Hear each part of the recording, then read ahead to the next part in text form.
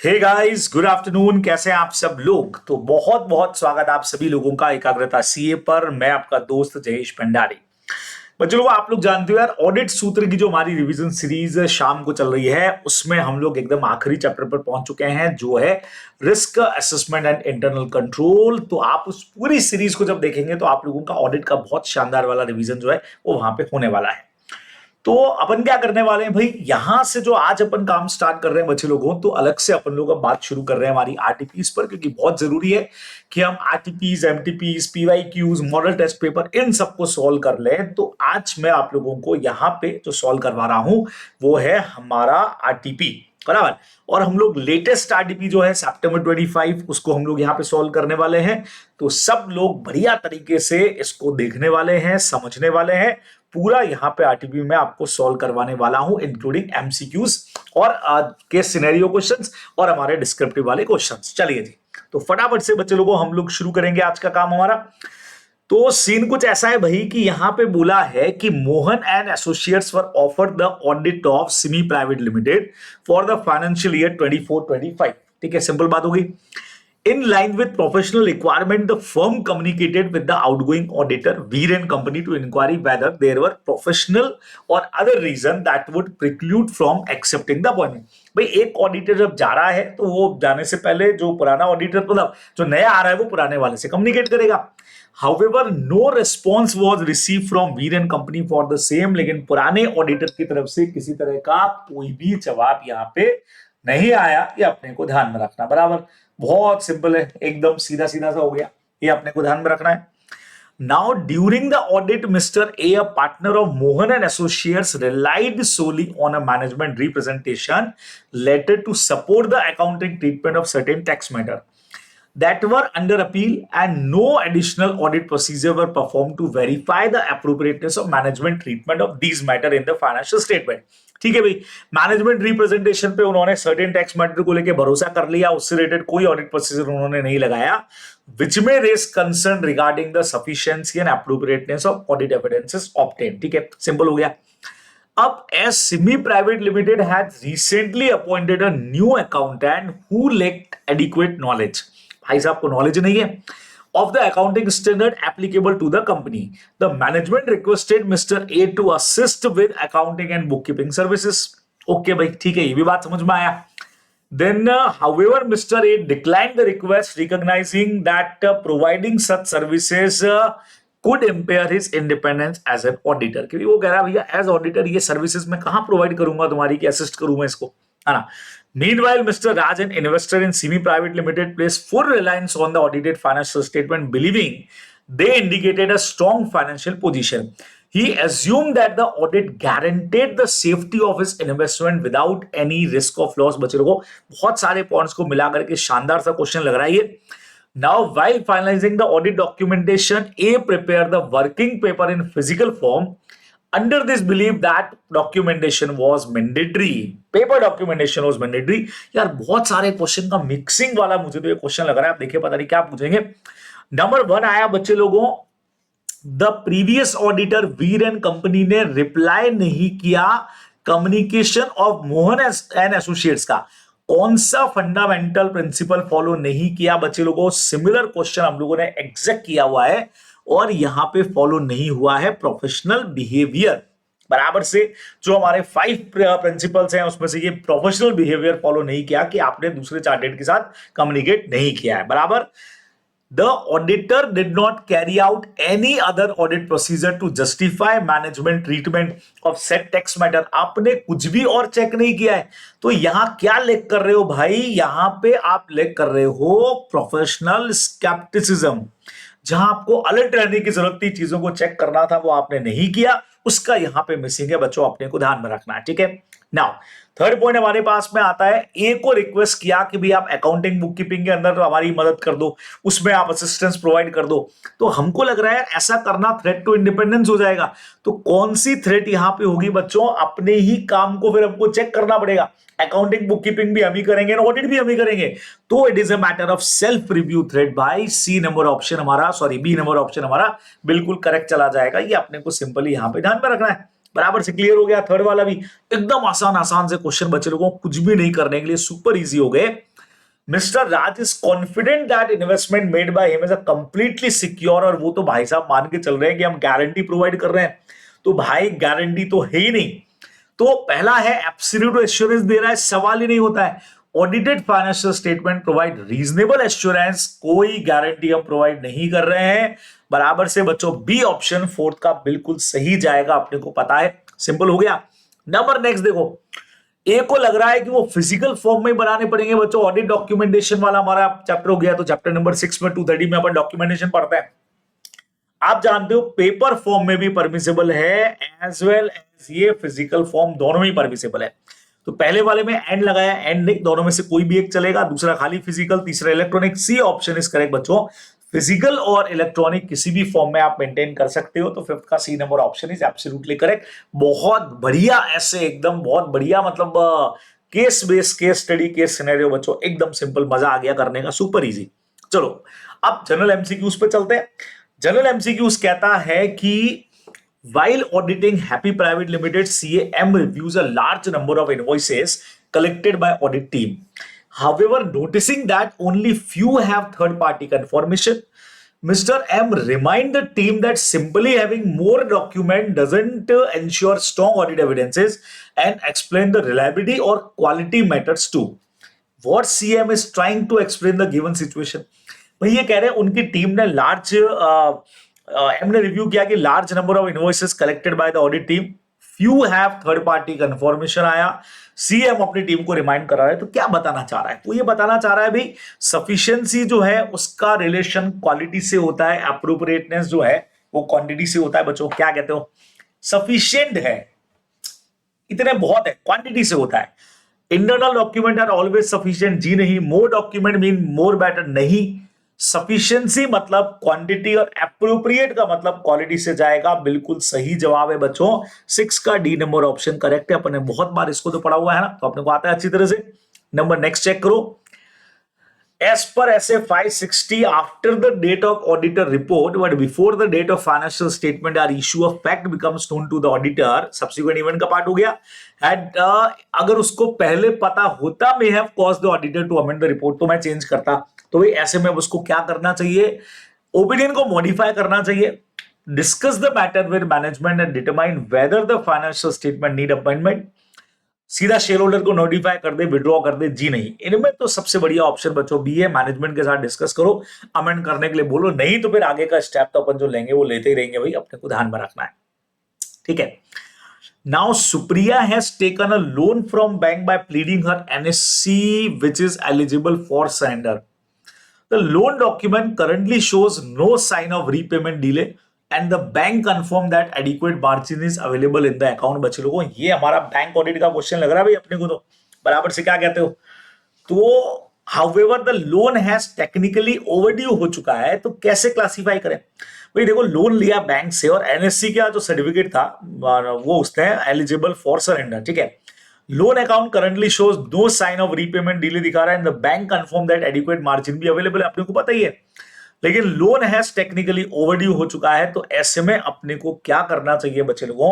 क्या इसको NPA declare कर देंगे? आप लोग जानते हो एनएससी जहां पे आपके पास मॉर्गेज या प्लेज पे है वहां मार्जिन अवेलेबल होता है, तो ऐसे में इसको एनपीए क्लासिफाई करना ही नहीं चाहिए अपने को। तो account should not be classify NPA, क्योंकि एडिक्वेट मार्जिन अवेलेबल है, कोई टेंशन ही नहीं है। तो बी नंबर ऑप्शन हमारा 8 का सही चला जाएगा बच्चे लोगों। तो ये हमारे सारे एमसीक्यू क्वेश्चंस यहां पे आके कंप्लीट हो जाएंगे।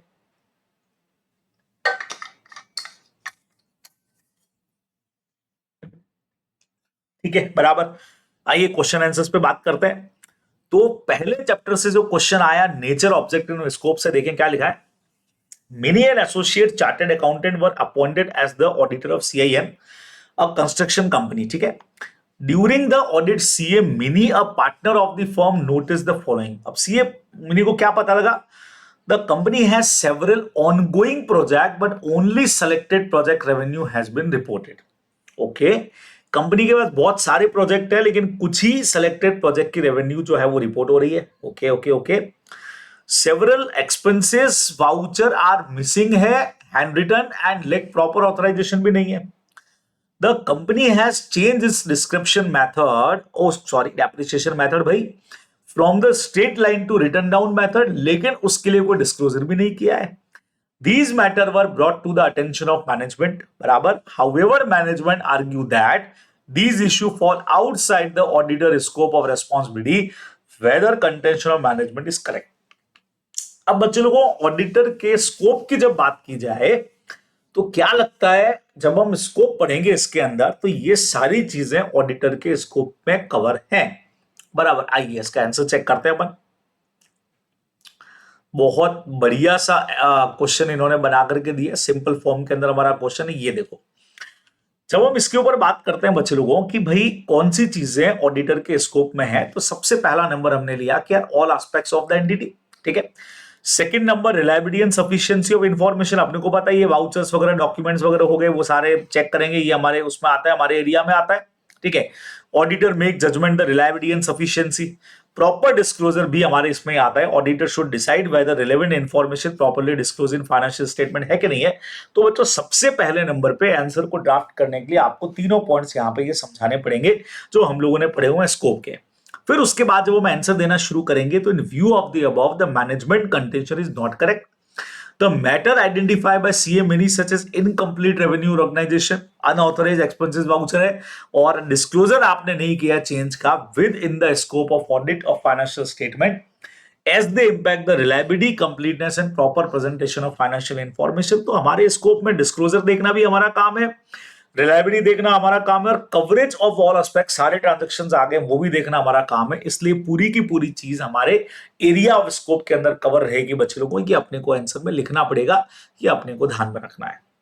बराबर. बहुत क्लियर हो गया. तो आई थिंक फर्स्ट चैप्टर का तो क्वेश्चन हमारा डायरेक्ट स्कोप से आ गया, तो बहुत सिंपल काम हो गया बच्चे लोगों को, मजेदार वाला. आइए सेकंड चैप्टर का क्वेश्चन चेक करते हैं कि इसमें क्या है. CA Rishu is appointed as an auditor of manufacturing company with a complex supply chain, multiple inventory location, recently introduced financial reporting requirement. Okay. Some article assistant or expert assigned for inventory verification are forming part of audit team of CA Rishu to ensure that audit risk is reduced to an acceptable low level. बराबर से. CA Rishu is focused on developing effective and efficient audit plan. Explain the benefit of adequate audit planning in the audit of financial statement. बच्चे लोगों पूरा ऊपर का question फर्जी क्या कहते हो, कोई मतलब ही नहीं. सीधा सीधा सा यार आपको एडिक्वेट ऑडिट प्लानिंग के बेनिफिट्स बताने हैं. इस पर हमारा जो पूरा का पूरा क्वेश्चन है जो इन्होंने फोकस कर दिया है ना. मतलब इतना बड़ा क्वेश्चन दिया जरूर है लेकिन पूछा हमसे सिर्फ क्या है भाई, एकदम सिंपल चीज कि यार ऑडिट के बेनिफिट बताओ. तो बच्चों को 6 बेनिफिट मैंने आपको बताए थे. मैंने आपको कहा था 3 पॉइंट तो हेल्पिंग के साथ जाने वाले हैं, 2 आई थिंक असिस्टिंग के साथ है और 1 हमारा फैसिलिटेटिंग है. बराबर. याद आया. तो अच्छी ऑडिट प्लानिंग का फायदा, सबसे पहला फायदा इंपॉर्टेंट एरिया ऑफ अटेंशन पता लग जाता है. बोलो क्या कहते हो सर. एप्रोप्रिएट अटेंशन एरिया पता लग जाएगा, कहां पे ध्यान ज्यादा देना है. टाइमली बेसिस पे आप पोटेंशियल प्रॉब्लम को आइडेंटिफाई और रिसॉल्व कर पाओगे. तीसरा सबसे बड़ा फायदा ये होगा कि एफिशिएंट और इफेक्टिव मैनर में ऑडिट कंप्लीट हो पाएगी. ठीक है. 2 असिस्टिंग के पॉइंट थे. सिलेक्शन ऑफ एंगेजमेंट टीम में ये असिस्ट कर पाएगी. प्लानिंग कैपेबिलिटी और कैपेसिटी की कंपिटेंसी के हिसाब से हम तय कर पाएंगे कि कौन है. और एक और चीज थी, जो कोऑर्डिनेशन हमको चाहिएगा हमारी टीम में, प्लस अगर कोई एक्सपर्ट आ रहा है उसमें तो उसमें ये असिस्ट कर जाएगा. एक फैसिलिटिंग वाला पॉइंट और है, जो ऊपर आपने टीम बनाई उसको डायरेक्शन और सुपरविजन देने में ऑडिट प्लानिंग जो है वो बहुत काम कर जाएगा बच्चों. सीधा सीधा सा अपने को प्रोविजन लिखना है, बहुत इजीली आप लोग इसका आंसर ड्राफ्ट कर सकते हो. बोलो बोलो बोलो क्या कहते हो. हाँ. तो यार क्वेश्चन देख के कभी वहां घबराना नहीं, हाँ ना. हो सकता है इतना बड़ा क्वेश्चन दिया लेकिन पूछा लास्ट में क्या बेनिफिट है, ऊपर का तो क्वेश्चन ही आप सोचने लग जाओ और सर क्या होगा, क्या क्वेश्चन होगा. यार सिंपल क्वेश्चन, प्लानिंग का बेनिफिट पूछा है वो अपने को लिखना है. आओ थर्ड चैप्टर पे चलते हैं. During the audit of Apex, the auditor plans to place reliance on the internal control related to the revenue recognition process, which appear well designed based on the preliminary assessment. Okay. However, due to materiality of revenue and inherent risk of overstatement, the auditor conclude that more persuasive audit evidence is needed to evaluate an effectiveness of control. Discuss the matter the auditor may consider in determining to the extent of test of control. कितना test of control करना है उसके लिए, of extend के लिए क्या हमारे पास में कोई रूल्स बने हुए हैं क्या? आइए देखो चैप्टर नंबर 3 का ये क्वेश्चन मैं आपको दिखाने जा रहा हूं, शानदार वाला।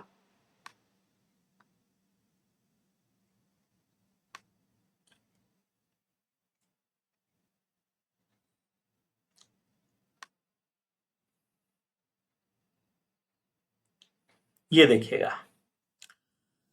when more persuasive audit evidences is needed regarding the effectiveness of control, it may be appropriate to increase the extent of testing of control as well as degree of reliance control आपको बढ़ाना चाहिए। अब कौन से वो matter है जहां पे अपने को चाहिएगा? सबसे पहला बच्चे लोगों, frequency of the performance of the control.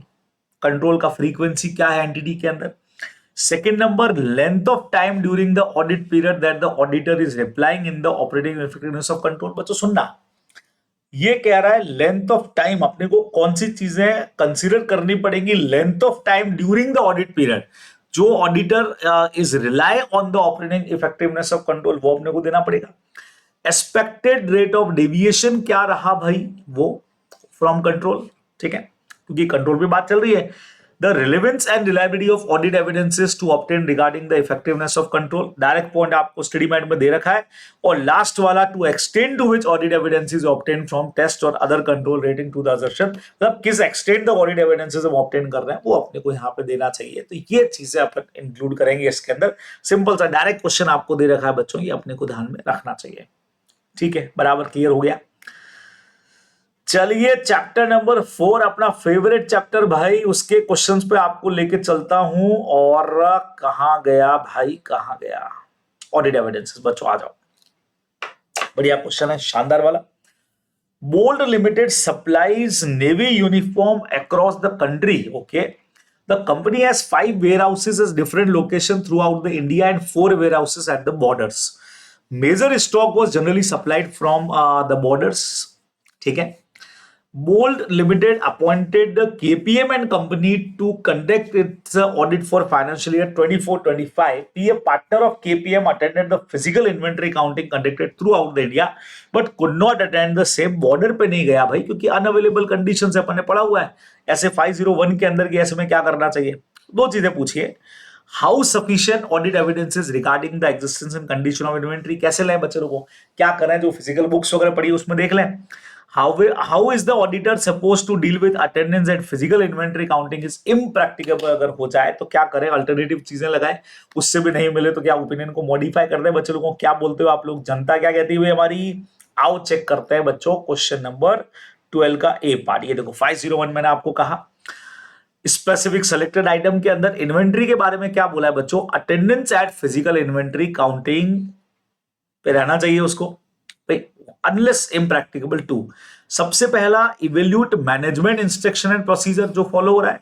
Second number, performance क्या है मैनेजमेंट के काउंट का? इंस्पेक्ट द इन्वेंट्री, भाई हम करेंगे क्या फिजिकल काउंटिंग में, तो मैनेजमेंट का इंस्ट्रक्शन फॉलो हो रहा है कि नहीं हो रहा है देखेंगे। ऑब्जर्व करेंगे अकाउंट प्रोसीजर को, इंस्पेक्ट करेंगे इन्वेंट्री को, और परफॉर्म अगर टेस्ट कंट्रोल करना है तो अपन करने वाले हैं, टेस्ट काउंट सॉरी। ठीक है, तो performing audit procedure over the entities final inventory record to determine whether they accurately reflected in actual inventory और नॉट। इसीलिए फिजिकली उसको प्रेजेंस होना चाहिए, उसके रीजन पूछे थे। अच्छा, अगर प्रैक्टिकली पॉसिबल नहीं हो तो इन सम केसेस जहां ये प्रैक्टिकली पॉसिबल नहीं है तो दिस में ड्यू टू कई बार नेचर ऐसा है, जगह ऐसी है, inventory is held at location जहां पे सेफ्टी नहीं रहेगी जाने के लिए, ऐसा कुछ। तो ऐसे में बच्चे लोगों को अपने को क्या करना चाहिए? तो जहां पे अब देखो सीधा ये पैराग्राफ काम में आ सकता है, अल्टरनेट ऑडिट प्रोसीजर अप्लाई करने चाहिए। जैसे सब्सिक्वेंट डेट्स के पेमेंट देख लो, परचेज देख लो, इन्वेस्टमेंट देख लो, आपको अदर एविडेंसेस यूज करने चाहिए।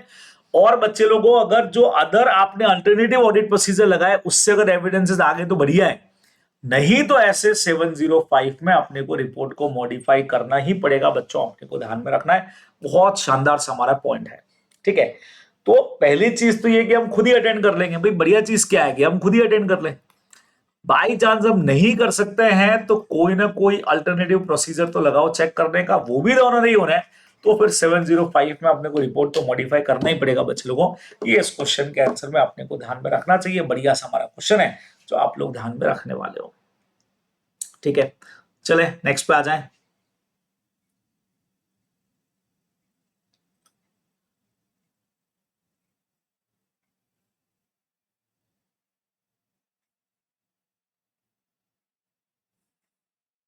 अच्छा, इसके दो क्वेश्चन है, बड़ा चैप्टर है तो दो क्वेश्चन दिए बच्चों। CA Rimi is appointed as an auditor of ASI Private Limited. During the audit, she decided to use various audit procedure to gather sufficient and appropriate audit evidences. 5 point अपने को दिए और type of audit procedure अपने को पूछा है कि इसमें से कौन कौन सा यूज हुआ है बच्चे लोगों। बढ़िया पॉइंट है। While verifying the fixed assets, she examined factory equipment and verify the presence of item. उसने चेक किया। बच्चे लोगों क्या बोलते हो, फर्स्ट पॉइंट में क्या चेक किया रहेगा? फिजिकल एग्जिस्टेंस चेक किया या हमने क्या चेक किया? देखो, सबसे पहले वाले में इसने किया है इंस्पेक्शन। रिकॉर्ड्स एंड डॉक्यूमेंट्स देखना, internal external, paper form, electronic form या अदर मीडिया में, उसको हम लोग बोलते हैं बच्चों फिजिकल एग्जामिनेशन। बराबर, समझे? चलो चेक करते हैं आगे और। अच्छा, इसी को तो ऊपर लेकर के जाना है ना। मुझे लगा मुझे कोई नेक्स्ट पेज पे आना है।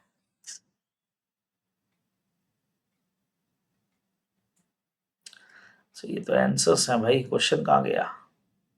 ये रहा।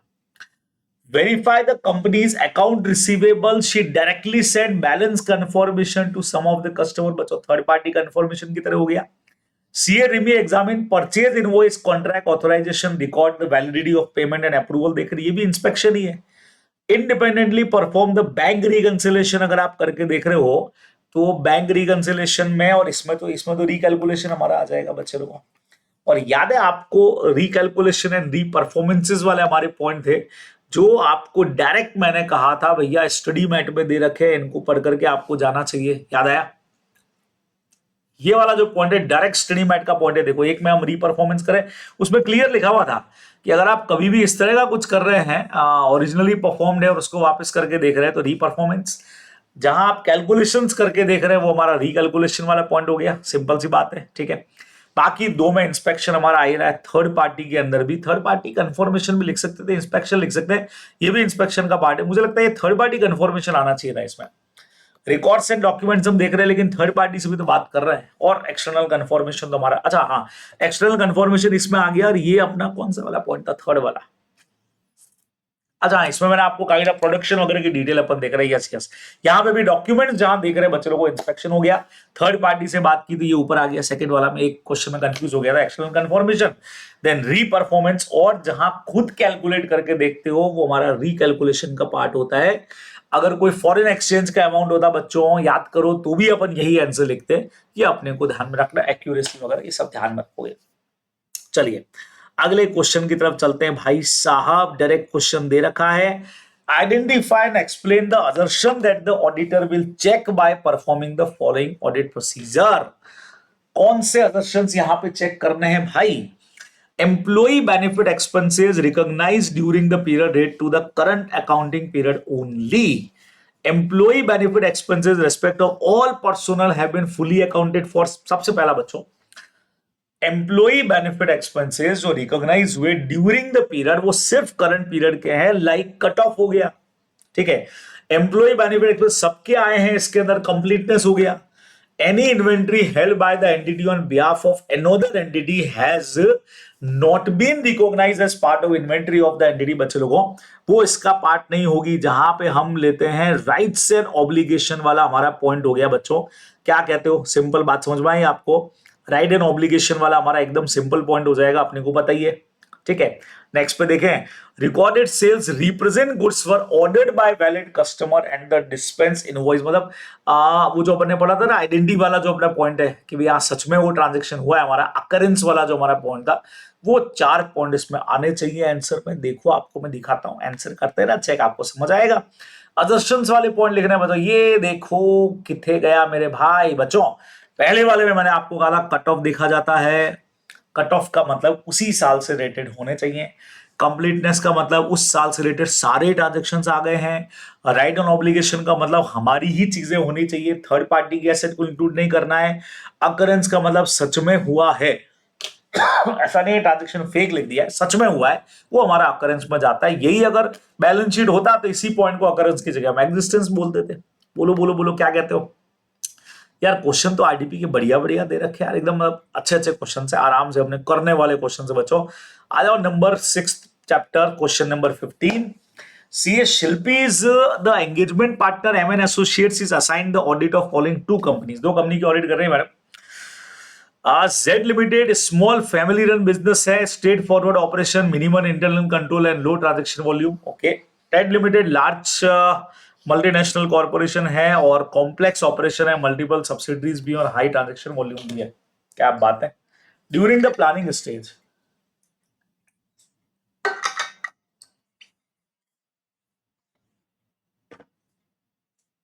CA Shilpi highlight that the form, content and extent of audit documentation must be customized for each client based on the factor. तो वो फैक्टर बताओ जिसपे आपका डॉक्यूमेंटेशन बेस होता है बच्चों. फॉर्म एक्सटेंड वाला जो अपना पॉइंट है ना, वो एज इट इज यहाँ पे आंसर में आने वाला है. देखो आपको मैं दिखाने जा रहा हूं बच्चों, देखिएगा ये रहा, देखो ठीक है. और आपको याद हो तो अपने डिस्कस भी किया हुआ है भाई. ऑडिट डॉक्यूमेंटेशन डिपेंड करेगा साइज एंड कॉम्प्लेक्सिटी. जितनी ज्यादा डॉक्यूमेंटेशन ज्यादा, नेचर ऑफ ऑडिट प्रोसीजर जितने ज्यादा, डॉक्यूमेंटेशन ज्यादा, रिस्क जितनी ज्यादा उतने प्रोसीजर ज्यादा, तो डॉक्यूमेंटेशन ज्यादा. ऑडिट एविडेंसेस का इंपॉर्टेंट कितना है उस पर ज्यादा होंगे.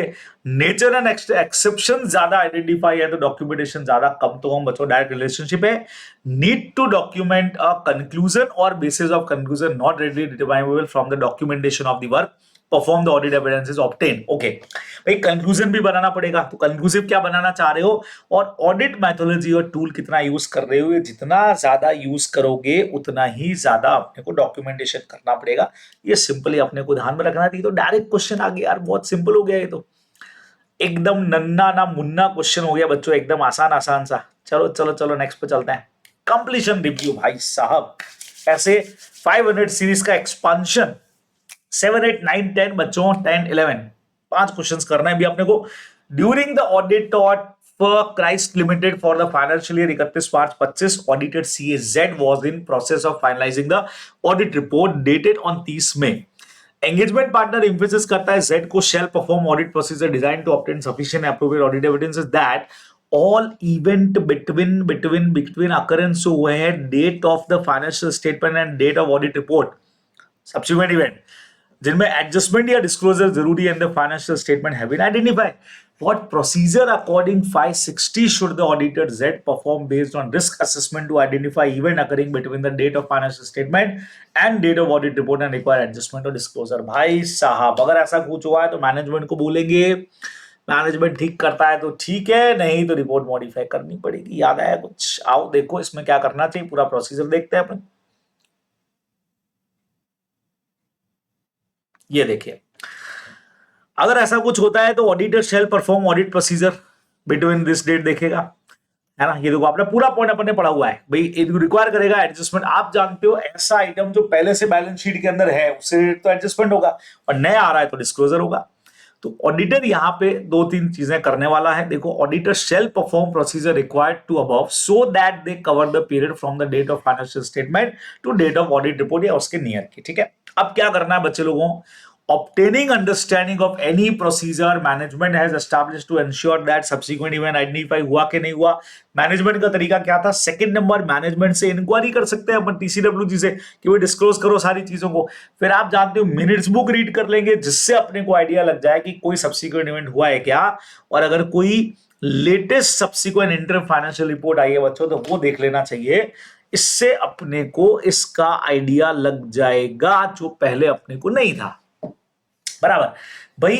बैलेंस शीट डेट और जो फाइनेंशियल स्टेटमेंट की डेट हमारी है, ठीक है, फाइनेंशियल स्टेटमेंट की डेट यानी बैलेंस शीट डेट और जो ऑडिट रिपोर्ट की डेट है ऑडिट रिपोर्ट, उनके बीच के मैटर जो भी हुए हैं बच्चों उससे रिलेटेड अपने को कैसे डिस्क्लोजर करना है, क्या करना है, उसके बारे में सिंपल चीज अपने को बोली है.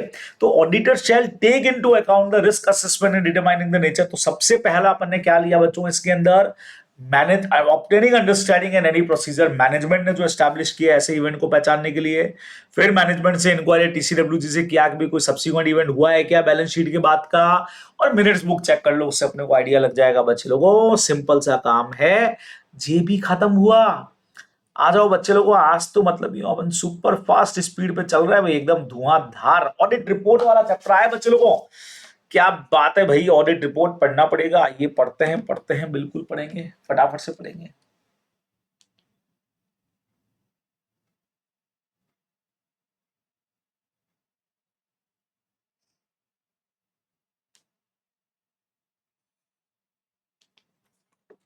चलिए जी आगे बढ़ते हैं।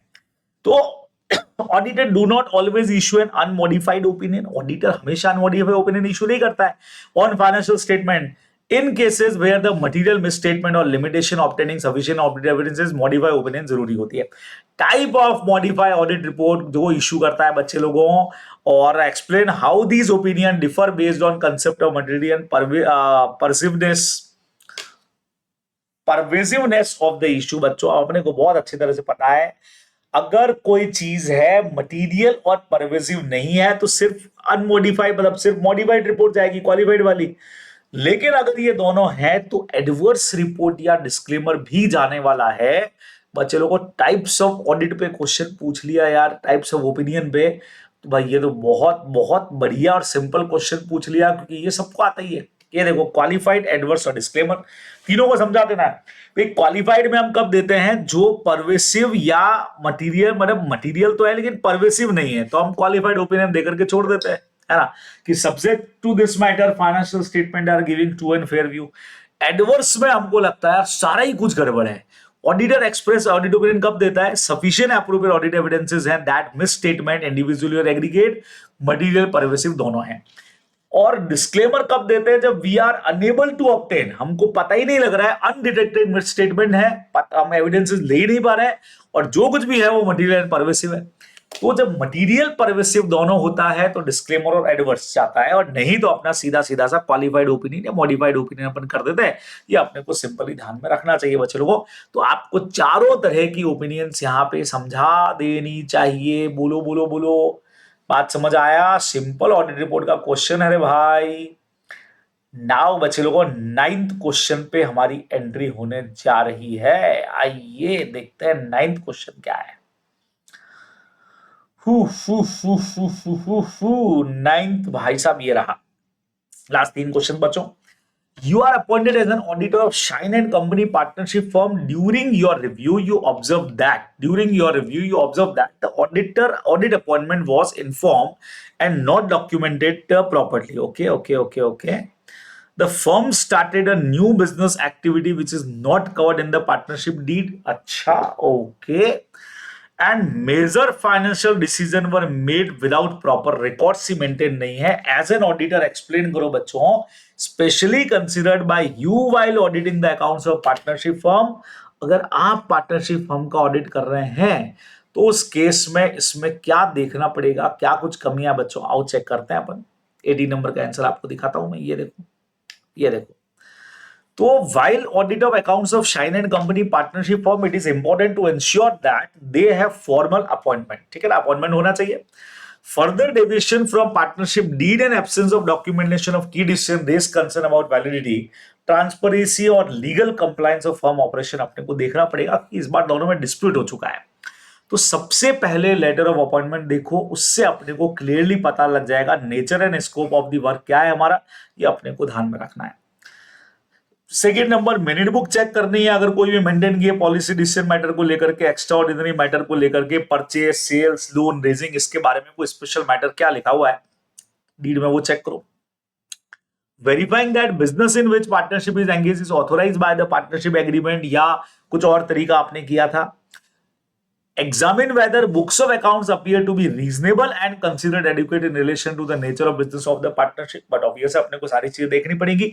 म्यूचुअल इंटरेस्ट बच्चों होता ही है पार्टनरशिप के अंदर, तो verifying generally the interest of no partner suffered prejudicially of activity engage by the partnership, it was not authorized to do so under the partnership deed और by any violation of provision in the agreement. बच्चे लोगों, verify generally that interest of no partner is suffered by an activity engage in by the partnership, जब तक उसने authorise नहीं किया, अपना concern नहीं दिया ऑडिट के ऊपर, ये अपने को ध्यान में रखना है। फिर अगला पॉइंट, टैक्सेशन प्रोविजन अपने को चेक करने पड़ते हैं। That a provision for firm tax payable by the partnership has been made in accounts before arriving the accounts. पे प्रॉफिट देने से पहले टैक्स का प्रोविजन बराबर हुआ, division of profit sharing ratio में हुआ है। तो अब इसमें नया पॉइंट क्या है यार, अगर क्वेश्चन एग्जाम में आता है तो पार्टनरशिप से रिलेटेड लिखना है कि लेटर ऑफ अपॉइंटमेंट प्रॉपर है कि नहीं है। नाउ पार्टनरशिप डॉक्यूमेंट में मिनट्स बुक अगर आप देख सकते हो, ठीक है। ऑब्जेक्ट तो ठीक है यार, ये तो पॉइंट ऐसे ही लिखा है इन्होंने। बाकी अपने पास बुक्स ऑफ अकाउंट्स हो गया, म्यूचुअल इंटरेस्ट वाला पॉइंट हो गया, और टैक्सेशन और डिवीजन ऑफ प्रॉफिट तो हमारे पास में ही है।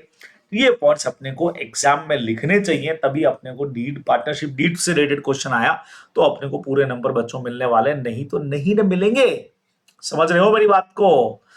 आ जाओ अगले क्वेश्चन पे। लास्ट 2 क्वेश्चन बचे हुए हैं बच्चे लोगों, फटाफट से कंप्लीट करते हैं। आ जाओ।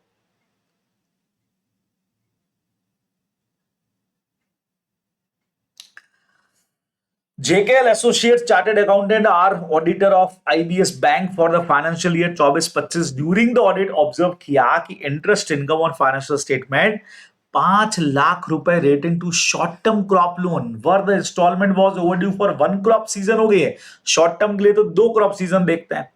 7 लाख है advance guaranteed equally by the government guaranteed है and the government of Tamil Nadu wherein installment has been overdue for more than 6 months। 6 महीने से ज्यादा हो चुका है। गवर्नमेंट गारंटेड है भाई, 6 महीने से ज्यादा बच्चों 90 दिन से ऊपर हो गया क्या? एनपीए काउंट करते हैं रिकॉग्नाइजेशन पर्पज से।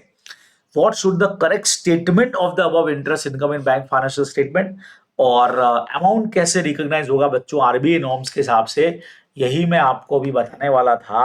दोनों पॉइंट्स के अंदर आ जाओ, दोनों पॉइंट्स का आंसर यहाँ दे रखा होगा 18 में, 18-19 जो भी है भाई। ये देखो शॉर्ट टर्म क्रॉप लोन में हमने बोला 2 क्रॉप सीजन का ओवरड्यू देखा जाता है। गिवन केस में खाली 1 क्रॉप सीजन ड्यू है, इसीलिए एनपीए क्लासिफाई नहीं होगा। मैंने भी आपको यही कहा था। सेकंड नंबर बच्चे लोगों, वो जो एडवांस गारंटेड बाय गवर्नमेंट वाला सीन है उसका क्या है भैया? 90 दिन से ऊपर हो चुके हैं तो ओवरड्यू काउंट होगा। क्या बात है। और इनकम रिकॉग्नाइजेशन पर्पज से एनपीए काउंट होगा बच्चों। याद आया? पूरा प्रोविजन जो अपन रेगुलर डिस्कस करते हैं वही तो है। ये कुछ याद आया कि नहीं है आप लोगों को? भाई इन्होंने बोला गवर्नमेंट गारंटेड, आपको बार बार मैंने 2 लाइनें बताई है, गवर्नमेंट ऑफ इंडिया और state government. If an advance is guaranteed by central government need not classify NPA until the guarantee is revoked या repudiated. Central government guaranteed advances where the guarantee is not revoked is classified as a standard asset, लेकिन income recognition से उसको अपन NPA मानते हैं। लेकिन state government में different है बच्चों। स्टेट गवर्नमेंट में advance is to be considered NPA अगर ओवरड्यू मोर देन 90 डेज होता है तो, और वो भी दोनों के लिए, इनकम और रिकॉग्नाइजेशन दोनों पर्पस के लिए, मतलब प्रोविजन और उसके लिए। ठीक है, सेम क्वेश्चन किया अपन ने। तो गिवन केस में समझा दो भाई, ये देखो मोर देन 90% ड्यू हो चुका है ना। Thus the amount to be classified NPA करना पड़ेगा 3.5 लाख, जो भी अमाउंट है बच्चों उसका 50% जो जिस कैटेगरी में बना रहे हैं, और इंटरेस्ट इनकम रिकॉग्नाइज 5 लाख की हो जाएगी। अपने को ध्यान में रखना है। बराबर क्लियर हो गया? तो सिंपल चीज हो गई अपने, एकदम आसान सा हो गया। चलिए चलिए चलिए चलिए, आखिरी क्वेश्चन पे हम लोग पहुंच गए बच्चे लोगों, एकदम फटाफट फटाफट से। चलिए हमारा last question,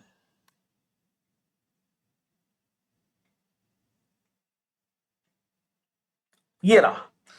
See, Rohit is conducting audit of Taste Limited food production company last 2 years. Before commencing the audit for the year, he observed that company has undergone a major shift in its product line by expanding pharmaceutical. Besides this, the company is now subject to the regulatory reporting requirement. These developments were not present at the time of accepting the initial audit engagement के time पे था ही नहीं। तो mister Rohit view that there is no need to issue new engagement letter. Examine करके बताओ कि भैया नया लेटर देना है कि नहीं देना है बच्चों। ऐसे 210 में रिकरिंग ऑडिट में अपन ने क्या पढ़ा है क्या कि कुछ चेंजेस हो तो देना पड़ता है। ये देखो agreeing in the terms of audit engagement, कहा था मैंने रिकरिंग ऑडिट, ये रहा। अब रिकरिंग ऑडिट में कहते हैं कि ऑडिटर डिसाइड कर सकता है नया एंगेजमेंट लेटर नहीं भेजे, पुराने को चलने दे, लेकिन फॉलोइंग फैक्टर्स अगर हैं तो नया एंगेजमेंट लेटर भेजना चाहिए। बच्चों लोगों फैक्टर क्या? अगर ऐसा लग रहा है कोई मिसअंडरस्टैंडिंग हो गई है। सेकंड नंबर, आप टर्म्स ऑफ ऑडिट एंगेजमेंट को रिवाइज करने जा रहे हो। भाई अपन पढ़ क्या रहे हैं आप, सुनो। वो फैक्टर जब अपने को रिकरिंग लेटर की जरूरत पड़ती है ना, तो देखना है वो वैलिड है कि नहीं है। मैनेजमेंट में चेंज होता है, ओनरशिप में चेंज होता है, significant change in the nature and size of entity, इनसे हमारा कोई मतलब नहीं। लीगल रेगुलेटरी फ्रेमवर्क में चेंज होता है, रिक्वायरमेंट में, रिपोर्टिंग फ्रेमवर्क हमारे काम का है, इसमें चेंज होता हो तो, या अदर रिपोर्टिंग रिक्वायरमेंट। अब बच्चे लोगों को देखना, गिवन केस में ये अपना काम एक्सपांड कर रहे हैं। In view to above mention fact it is appropriate to revise the terms of audit engagement according with asset 210, revise करना पड़ेगा। Thus, viewpoint CA Rohit regarding no need for issuance a new engagement letter is not correct. उसका कहना सही नहीं है। Rohit required to send the revised engagement letter, अपने को भेजना ही पड़ेगा यार, उसका कहना कहाँ सही है। है ना। जब इतनी सारी सिचुएशन में चेंज हुआ है तो बट ऑब्वियस है नया लेटर जो है वो तो जाएगा ही जाएगा, और इसी के साथ हमारा चैप्टर यहां पे खत्म कर जाएगा।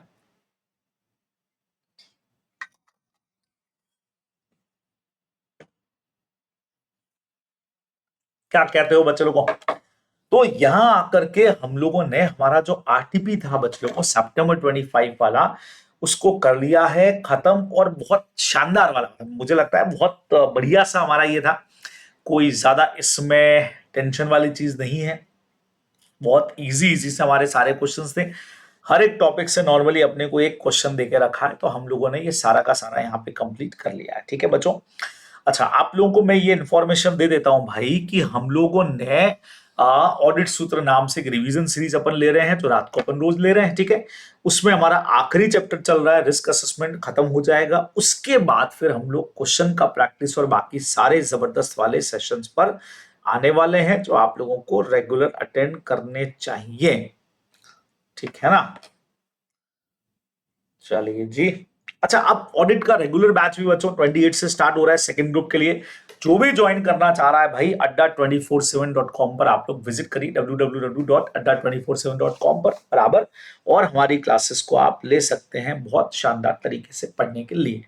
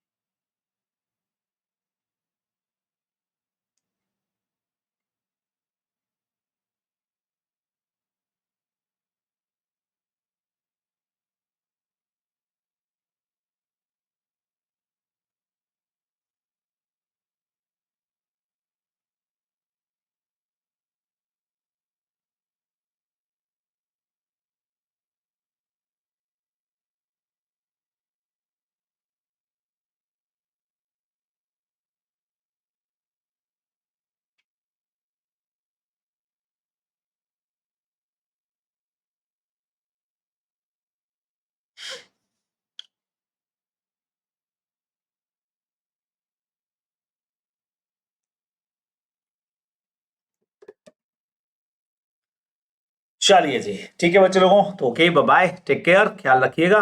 फिर आप लोगों से मुलाकात होती है बच्चे लोगों नए सेशन में, तब तक के लिए बाय।